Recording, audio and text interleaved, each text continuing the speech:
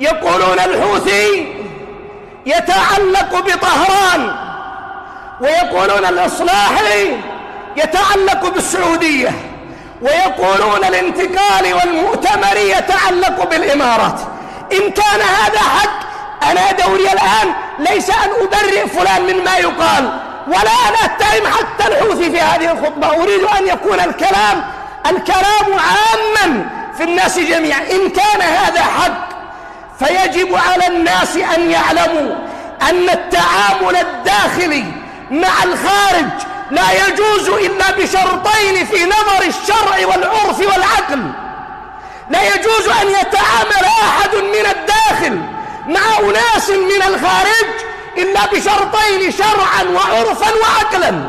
أما الشرط الأول أن يكون التعامل مع الخارج هو تعامل دولة لدولة.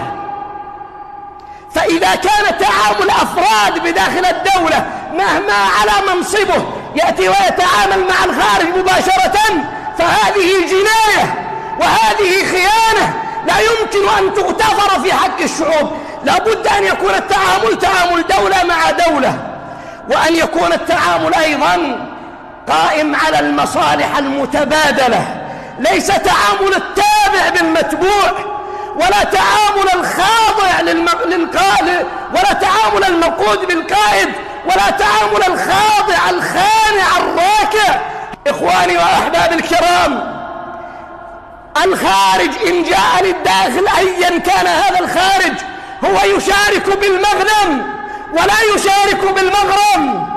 فالدماء إن أريقت وأزهقت وسفكت وسفحت هي دماء اليمنيين، والأوطان إن استبيحت وانتهكت هي أوطان اليمنيين، والأرض إن تقسمت وتشطرت وتبترت هي أرض اليمنيين. لن يخسر الخارج شيئا. أما آن لليمنيين إن كان بقي فيهم بقية من حكمة أن يعلموا أن هذه هي أرضهم وهذه بلادهم وهذه دماؤهم، ولا يمكن أن يحرص عليها خارجي كما يحرص عليها من هو في الداخل. إن الحلول التي تأتي من الخارج هي حلول مقولبة معلبة، ولا يمكن أن يحل وضع اليمنيين ما لم يأتي هذا الحل من الداخل. أيها الأحباب الكرام، إن من هذه الجنايات التعامل الفردي مع الخارج. ما عمل حاطب رضي الله تعالى عنه وأرضاه، ما عمل حاطب وكان من أهل بدر ومن أهل بيعة الرضوان، لكن لما خرج النبي صلى الله عليه وسلم إلى فتح مكة كتب إلى أهل مكة: إن رسول الله صلى الله عليه وسلم قادم إليكم. فنزل جبريل يخبر النبي صلى الله عليه وسلم أن حاطب قد كتب كتابا إلى قريش. فأرسل النبي صلى الله عليه وسلم عليا والزبير بن العوام وقال: إن هناك ضعينة قد تكون في مكان اسمه روضة خاخ، فإن أدركتماها فأمرها أن تخرج الكتاب الذي معها. فانطلق علي والزبير حتى وصلوا إلى روضة خاخ ووجدوا هذه الضعينة وقد أدخلت الكتاب في ضفيرة شعرها، فامتنعت وقالت: ليس معي شيء. قال علي: إن رسول الله قد أخبرنا بذلك، ولا والله ما كذب ولا كذبنا، إما أن تخرجي هذا الكتاب أو لنجردنك حتى يخرج هذا الكتاب.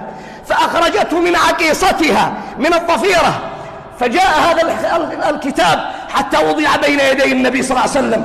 فقال رسول الله: لا حصانة لأحد أن يتعامل مع الخارج فيما يضر الداخل.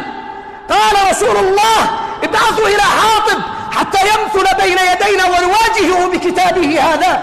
فجاء حاطب وقال النبي صلى الله عليه وسلم: ما حملك على أن صنعت ما صنعت؟ قال: يا رسول الله، كنت امرأ دخيلا على قريش، لست من قريش، وإن أبنائي وأهلي بمكة، فأردت أن أصنع لهم معروفا أقدم لهم جميلا فيحفظوني في أهلي وأولادي هناك. فقال عمر: يا رسول الله، دعني أضرب عنقه فقد نافك. قال النبي صلى الله عليه وسلم: لا يا عمر، إنه من أهل بدر، ولعل الله قد اطلع على أهل بدر فقال: اعملوا ما شئتم فإني قد غفرت لكم.